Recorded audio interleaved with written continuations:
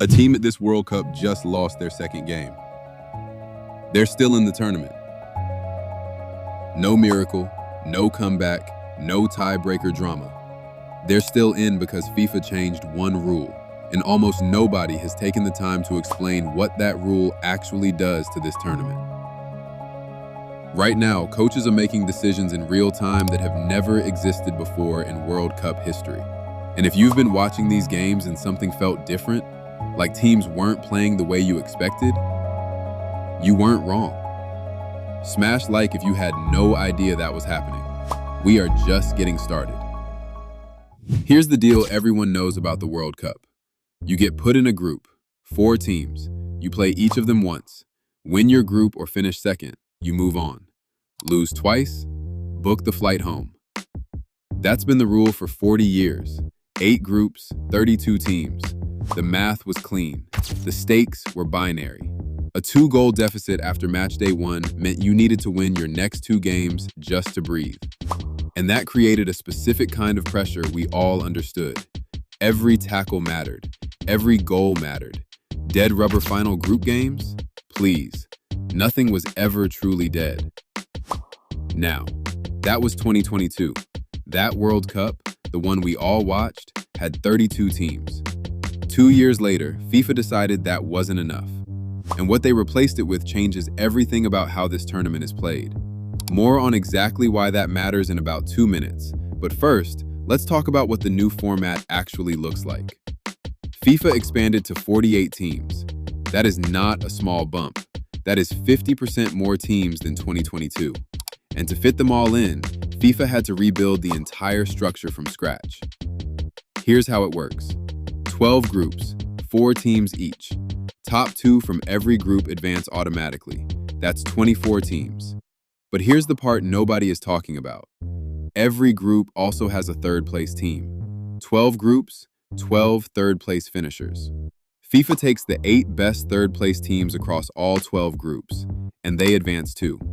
That gets you to 32 teams in the round of 32, which, by the way, is an entirely new round that has never existed at a World Cup before. So, let's do the math.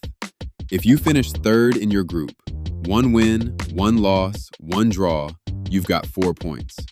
4 points and you might be playing in the knockout stage. Lose twice, pick up a single draw, you've got 1 point.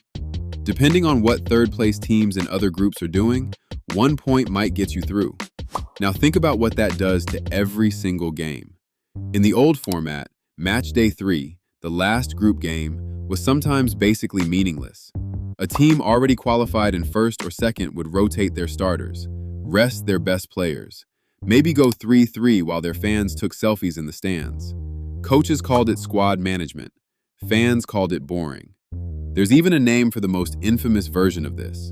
In 1982, West Germany and Austria played a final group game, and both teams knew a 1-0 West Germany win would send them both through.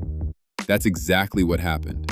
The game was so obviously staged that the fans booed the entire second half. They called it the disgrace of Gijón. FIFA changed the scheduling after that, put all final group games at the same time so you couldn't collude. But here's the problem. In 2026, there are 12 groups running simultaneously, and the 3rd-place advancement race crosses all of them, which means a team defending a 0-0 draw in Group H on match day 3 is doing math, and they have no idea what the 3rd-place team in Group C is doing right now. It's a puzzle with hidden pieces, and the teams that can solve it in real time, those are the ones still standing in July. So here's what I want you to settle in the comments. Is it smarter to win your group and get the favorable knockout bracket, or to deliberately manage 3rd place and use goal difference as a weapon? Win the group or game the system? Drop your pick. I'm reading every single one. Here's what's actually changing on the pitch.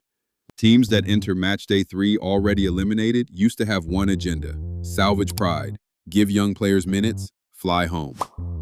Now, those teams are calculating something completely different. If I'm sitting in 3rd place with 3 points going into the final game, I need to run mental math across 11 other groups I can't fully see. Do I park the bus? Hold a clean sheet? Keep my goal difference at 0 so I don't fall behind the 3rd place team from Group F, whoever that is? Or do I push forward, try to win by 3, and hope my goal difference ends up better than groups I'm not watching? That decision, that specific calculation, did not exist in any previous World Cup. And it goes even deeper than match day 3.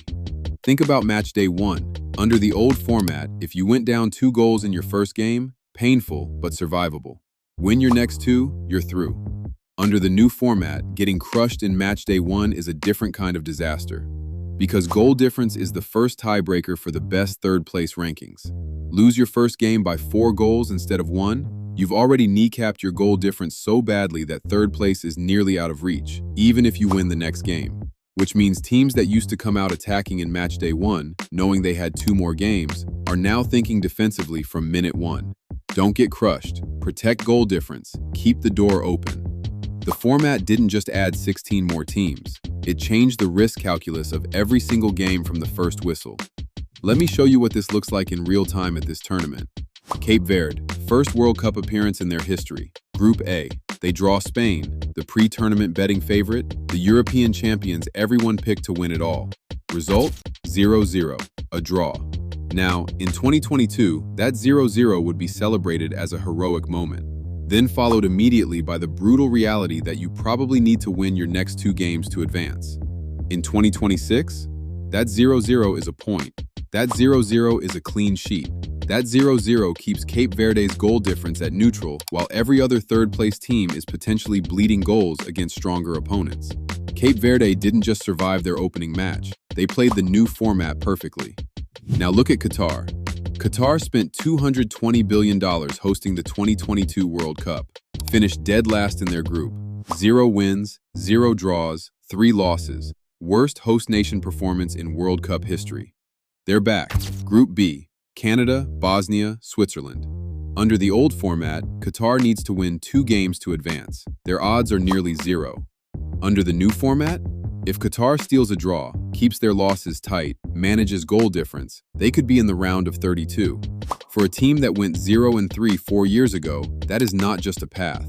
That is a completely different tournament. Here's what this all adds up to. The 2026 World Cup isn't just bigger, it plays differently. Every team is managing 2 parallel games, the one on the pitch and the invisible math game happening across 11 other groups at the same time. The teams that understand this aren't just playing to win their group, they're playing to control the numbers.